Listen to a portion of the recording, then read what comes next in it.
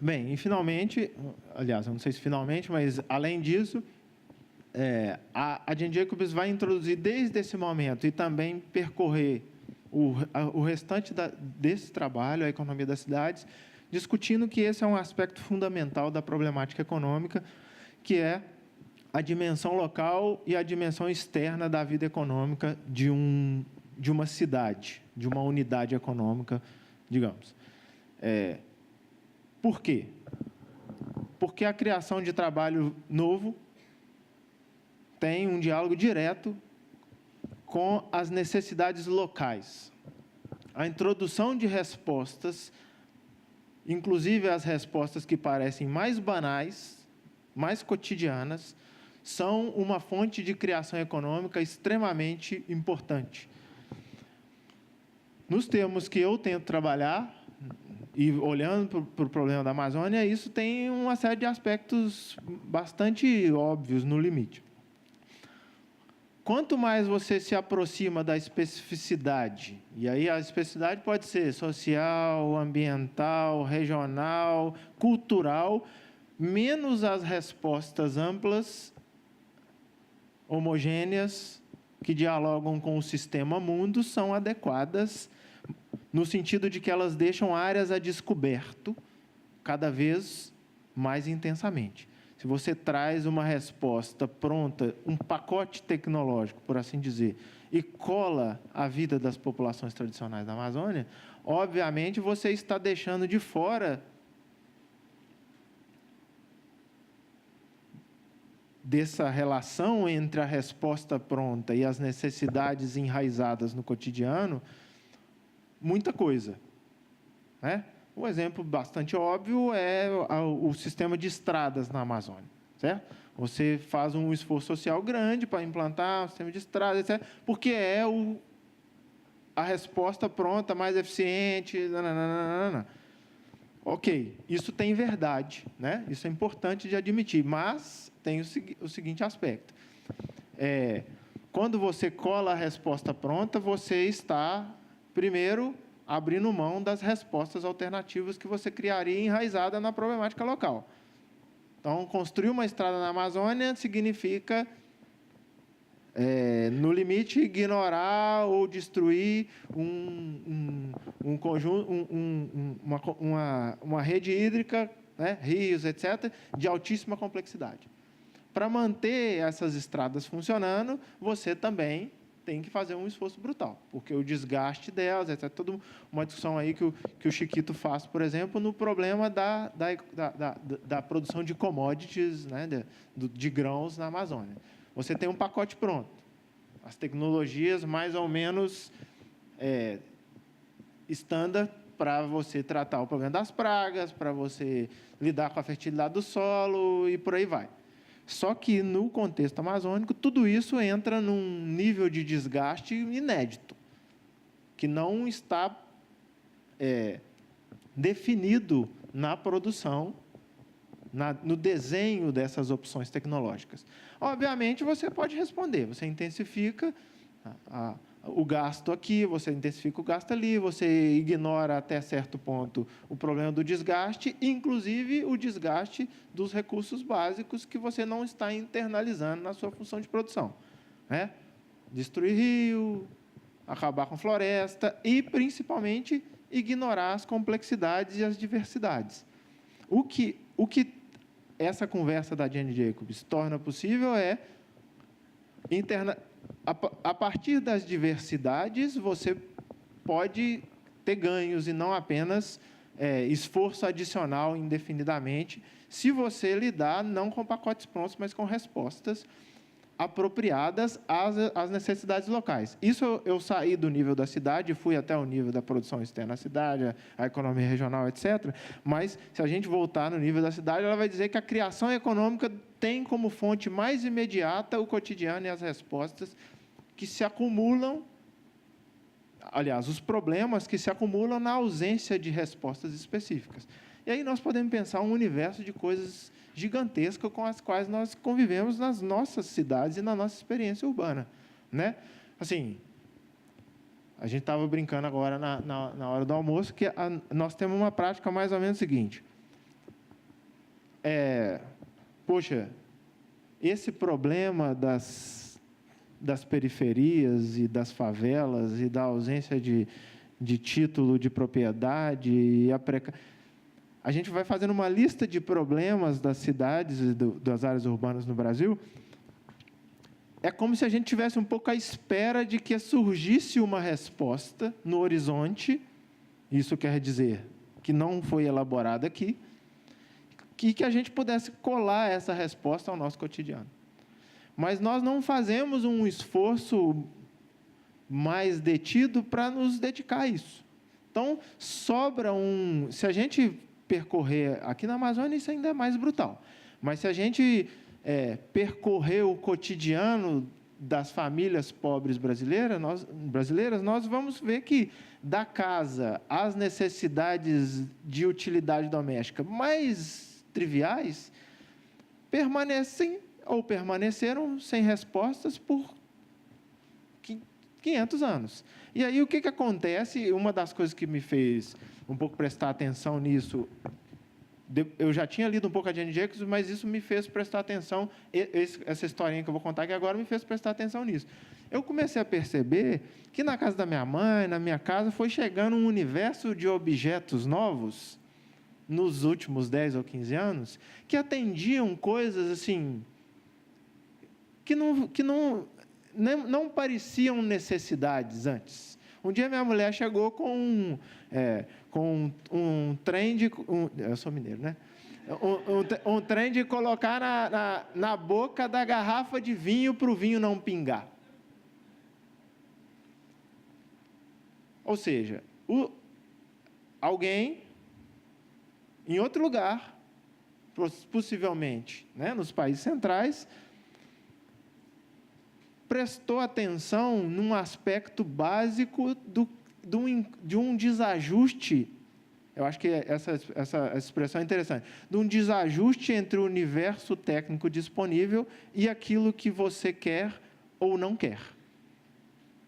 Você vira a garrafa de vinho e você sabe que se pingar a gota na toalha, né, vai dar um problema, certo, Cláudio? Então, tem respostas óbvias para isso, certo? Um objeto que você coloca na boca da garrafa, que tem uma borda fina o suficiente para não formar a gota, e as pessoas vão comprar. Esse é um exemplo muito ridículo, mas se nós formos escalando esse exemplo, no limite o que a Jane Jacobs diz em torno da discussão de trabalho novo, gente, que eu não falei lá atrás, é o seguinte, ela vai em algum momento dizer, então, como é que ela fala, é muito difícil prever o trabalho novo e ele é quase impossível de se agarrar. Ele tromba em você, mas dá para prestar atenção em algumas coisas. Os artistas são mestres na introdução de trabalho novo, embora não necessariamente esse trabalho novo seja transformado em mercadoria, digamos assim. Então, ela vai dizer o seguinte, se você prestar atenção, os sinais virão. Esses sinais nascem, por exemplo, dos problemas quando você está usando aquilo que você já possui como universo técnico, e isso tem um desajuste, tem uma incompletude, né? Uma incapacidade do seu universo técnico de lidar com novas necessidades ou velhas necessidades para as quais você não tinha atentado ainda, que estavam fora do seu campo de visão, fora do paradigma, digamos assim. Você olha a realidade por dentro de um tubo, que é o paradigma, e as respostas aqui dentro fazem sentido, né? São as trajetórias tecnológicas que dialogam com o que já existe, que está reconhecido como problema e considerado como resposta a ser fornecida. Se você sai disso, você não percebe a problemática nova. Então, ela vai dizer que um jeito de olhar para isso é essa coisa, que vai vir um desajuste entre o universo técnico e o que você tem. E isso aí, se a gente começar a prestar atenção, eu tenho a impressão que quase tudo que a gente chama de uso errado do objeto, da máquina, né, está por aí. Se você pega um cara carregando na moto uma toceira de capim, assim, é um exemplo um pouco caricatural, mas o que existe ali? Não necessariamente a ausência de recursos para ter o objeto que responda à necessidade de carregar capim. Existe, na verdade, a ausência do objeto. Ou já existe e ele não pode ser introduzido por questões, digamos, mais estritamente econômicas, disponibilidade de recursos, mas existe as possibilidades de respostas alternativas a esse problema. Isso é uma coisa que no Brasil sobrevive extensamente, né? Eu dou aula para arquitetura em Belo Horizonte e os arquitetos, recentemente, numa semana de arquitetura, o menino formulou a seguinte pergunta: ok, já que o Brasil está em crise econômica e os ricos possivelmente não comprarão mais o serviço de arquitetura como estavam comprando nos últimos anos, como que diabos eu ganho dinheiro sendo arquiteto de pobre? Ou seja, a arquitetura não consegue ainda ensaiar quais as respostas que ela poderia dar no urbanismo e na arquitetura para o grosso da população brasileira. Os pobres. Os pobres precisam dos arquitetos para quê?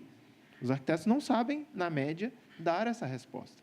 E não é o problema de um arquiteto individual, é um problema de uma categoria profissional, e os economistas compartilham disso, eu tenho a impressão, que não consegue olhar para a realidade brasileira de uma maneira penetrante o suficiente para perceber onde é que está a possibilidade da introdução de trabalho novo. Não por acaso, os economistas da ciência e da tecnologia se ressentem do fato de que a empresa brasileira não inova. Eu acho, é uma discussão aberta, mas é uma intuição, que a Jane Jacobs ensaia uma pergunta nova. São as empresas individualmente que são incapazes de inovação, ou a vida urbana brasileira é arranjada de uma certa maneira, onde as respostas velhas ou as respostas externas se sobrepõem, de um lado, às necessidades invisíveis e, de outro, ao ensaio de respostas que aparece, mas é quase imediatamente precarizada. Todo mundo conhece a velha e boa gambiarra, né? A gambiarra, na linguagem da Jane Jacobs, é o ensaio do trabalho novo. Por quê? Porque ela é uma resposta a partir de uma necessidade premente e com recursos incompletos para uma realidade específica. Então, eu acho que é uma... Pelo menos introduz, ela não dá as respostas de maneira... né? Não é um modelo...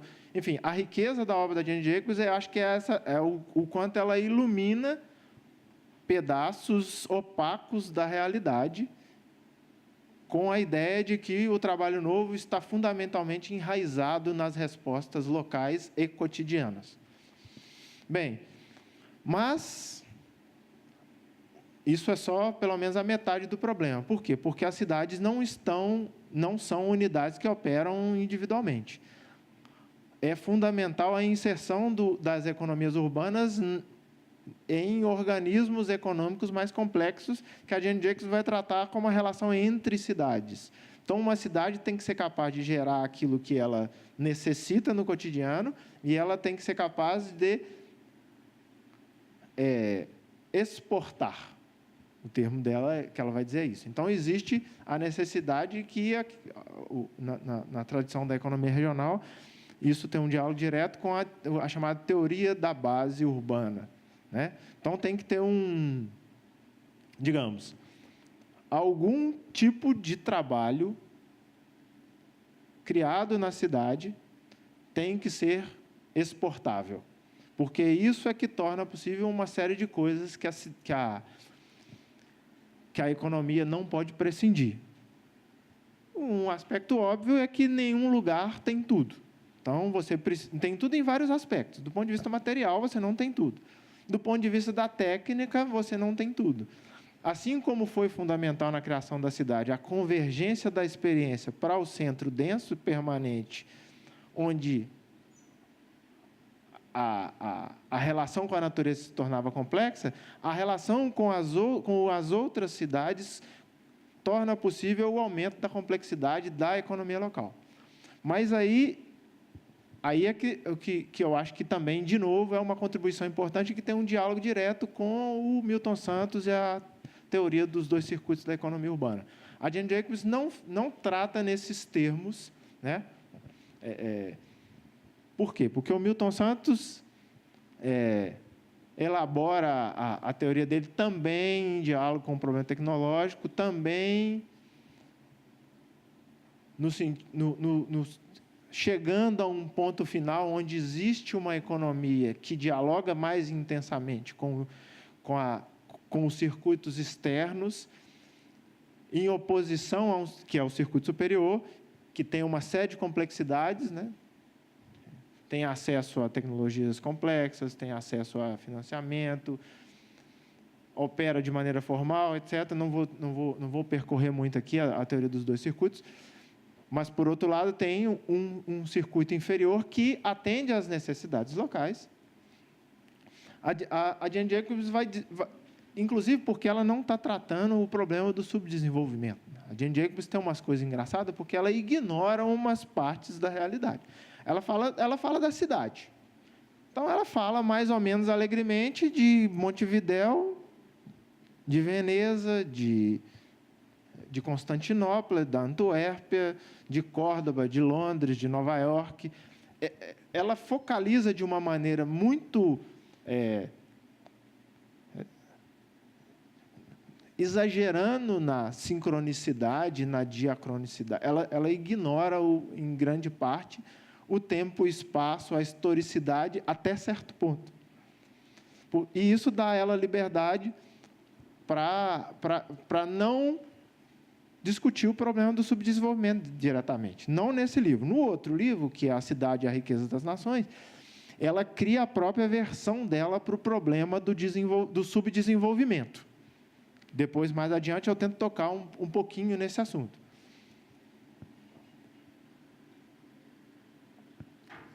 Mas ela vai dizer que é o seguinte: a armadilha que as cidades entram é focalizar numa dessas dimensões. Obviamente, a dimensão externa é muito mais forte. Isso tem uma importância direta para nós, quando nós pensamos a Amazônia. Uma das perplexidades da história econômica da Amazônia é justamente as flutuações, né? Os momentos em que a economia cresce num boom e, em seguida, desacelera e perde capacidade econômica de maneira um pouco difícil. Obviamente, todo mundo sabe a explicação, mas ficam perguntas sem resposta. Por que é que a economia amazônica não tem sido capaz de reter de maneira mais forte, mais robusta, o dinamismo econômico induzido nos momentos de expansão aceleradíssima da demanda por artigos de exportação específicos? Então, ela vai dizer o seguinte: se não houver... Pode passar, por favor? Se não houver uma compreensão adequada de como é que essas duas dimensões, eu vou falar dimensões para não falar circuitos, porque para a gente não confundir, mas também não perder de vista a conexão. Se a gente não... E ela não fala em dimensões, tá? Ela simplesmente vai chegar naquela expressão ali, import replacement e export replacement. Se a gente não sacar qual que é a relação entre essas duas dimensões da economia da cidade, a gente não vai ser hábil para propor processos virtuosos de, por um lado, captura do dinamismo econômico,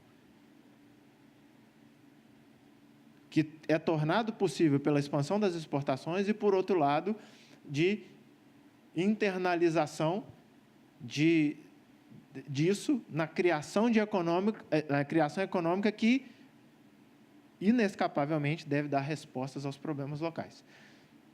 Então, em termos mais diretos, se você não tiver, simultaneamente, a passagem de dinamismo, de aprendizado, de riqueza, etc., da dimensão exportadora para a dimensão de atendimento do mercado local, essa é qualquer uma das duas pernas que se perder, você entra numa tendência de estagnação da economia.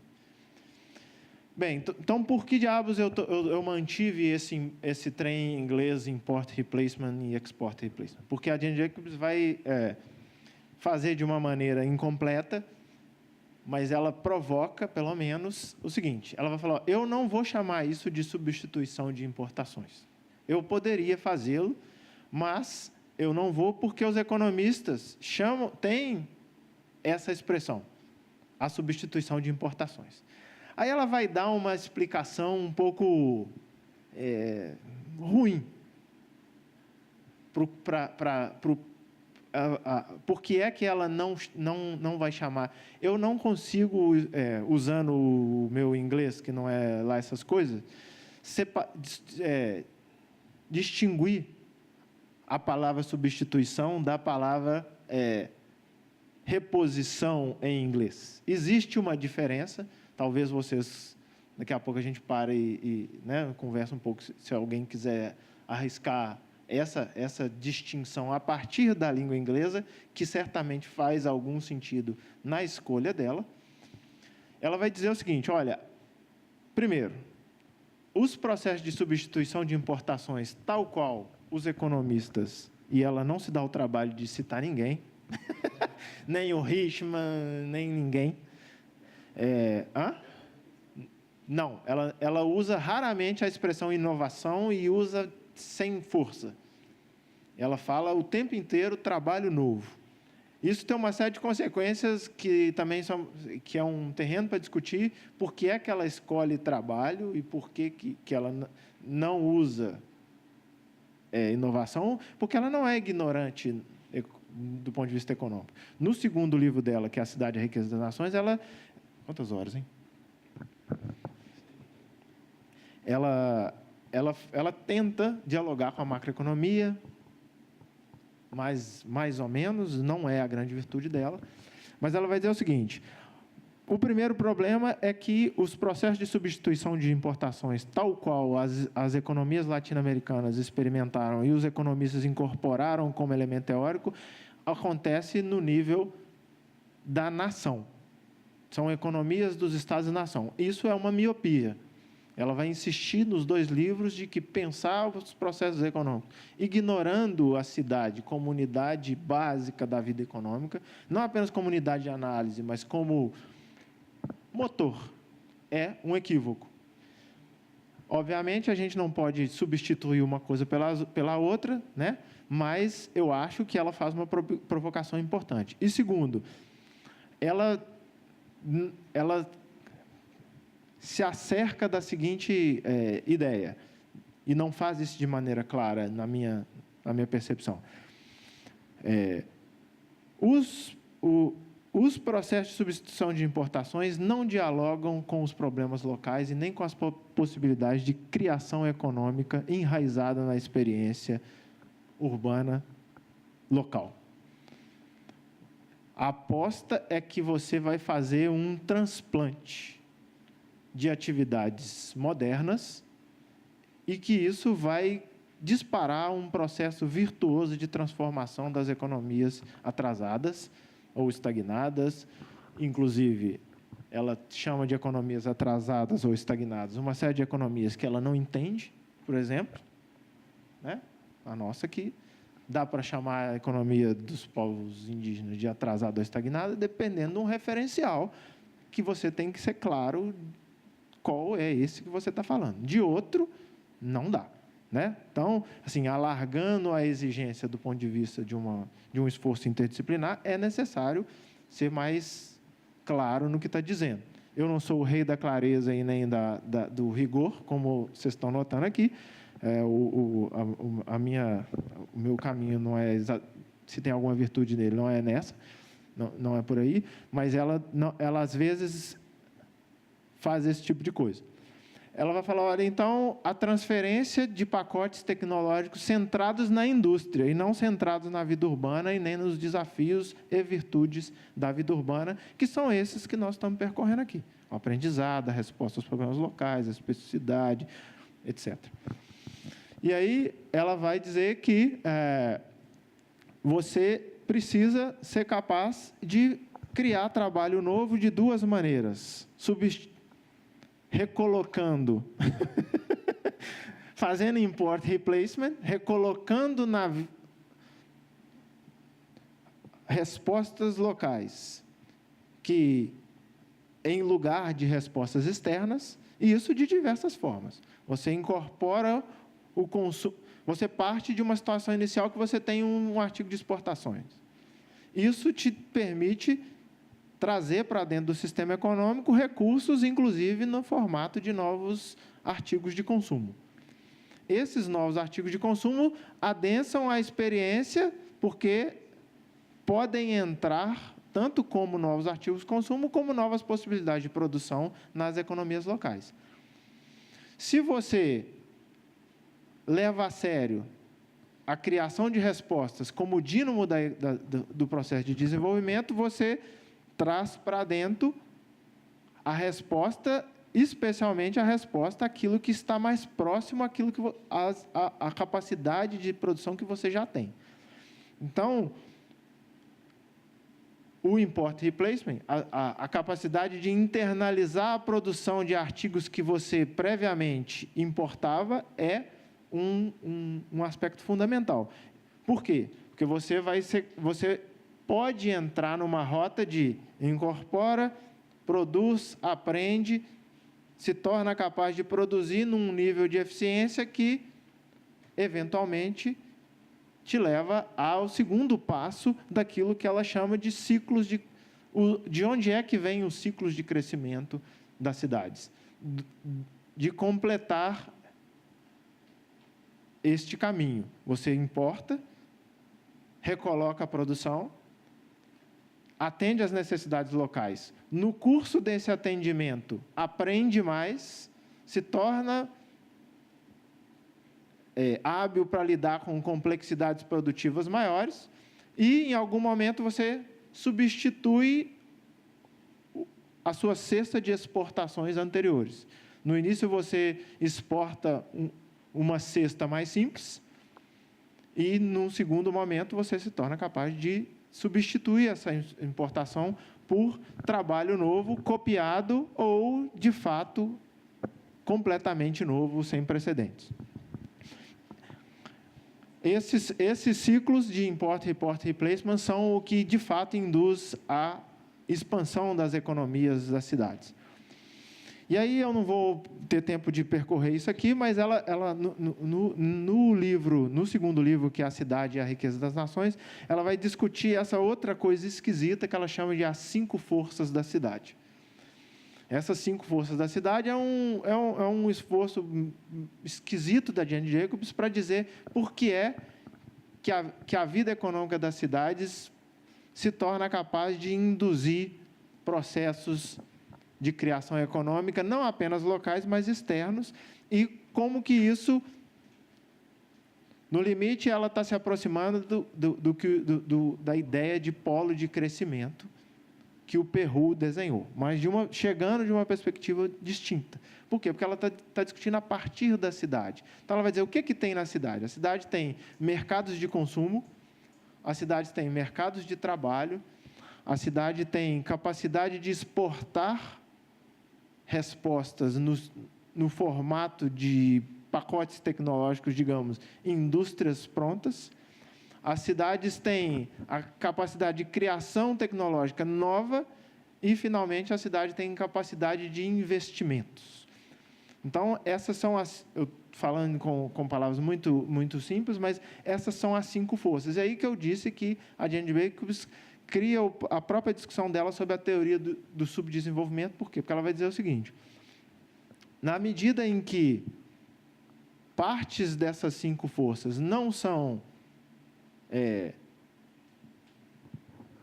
de fato,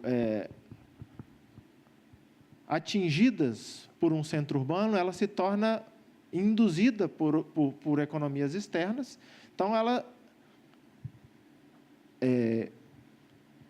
se torna presa de algumas dessas forças específicas e entra num processo de dependência, ela também não usa esse termo, mas de criação de economias dependentes, e ela vai usar uma expressão muito esquisita, que ela chama de economias bizarras.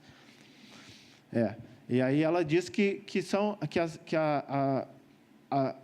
as economias se tornam, então, por exemplo, exclusivamente focadas na exportação de matérias-primas, exclusivamente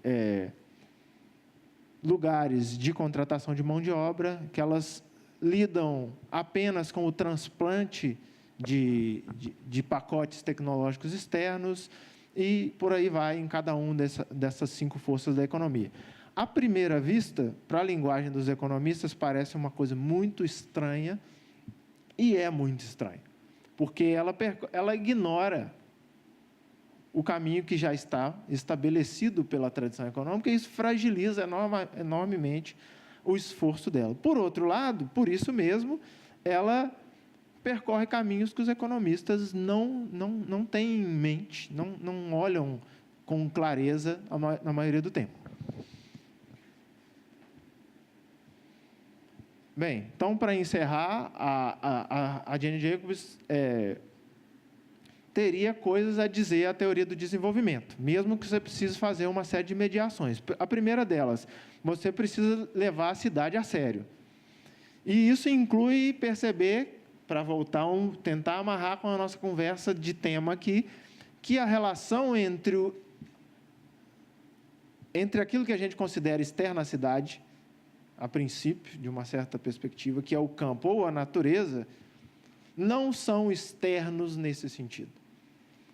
Primeiro, porque, partindo do ponto de vista dela, a cidade inventa o campo. Então, não tem possibilidades de campo sem cidade. Se você ignora, na dinâmica agrária, rural, etc., o componente centro urbano denso,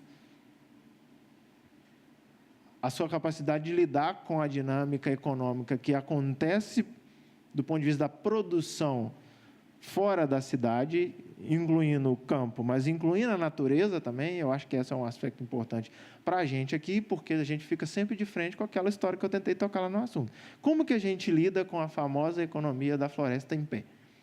Né?